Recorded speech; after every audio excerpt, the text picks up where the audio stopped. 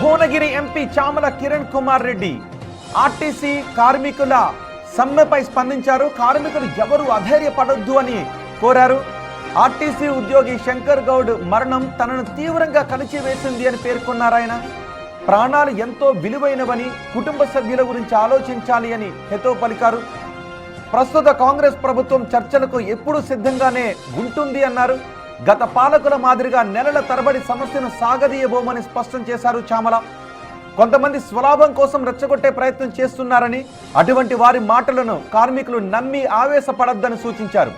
మంత్రి పొన్నం ప్రభాకర్ సమస్య పరిష్కారానికి కృషి చేస్తున్నారని, వెంటనే సమ్మెను విరమించి ప్రభుత్వంతో చర్చల్లో పాల్గొనాలని ఎంపీ చామల కార్మికులకు పిలుపునిచ్చారు.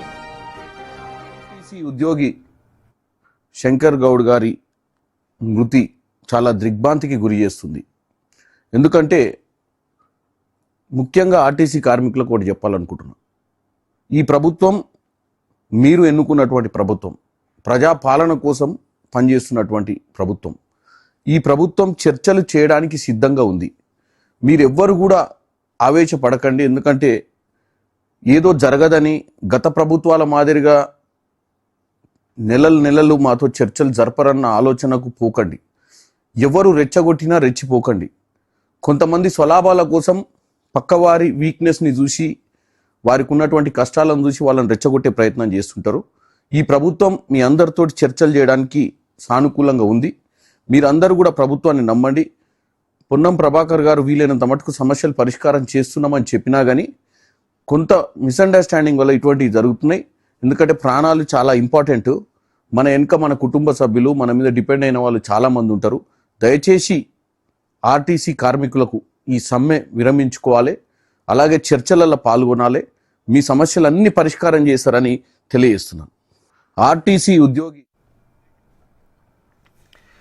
చర్చల్లో పాల్గొని సానుకూలంగా ఈ చర్చలు జరగాలని కోరుకుంటున్నాను అని ఎంపీ చామల కిరణ్ కుమార్ రెడ్డి అంటూ ఉన్నారు.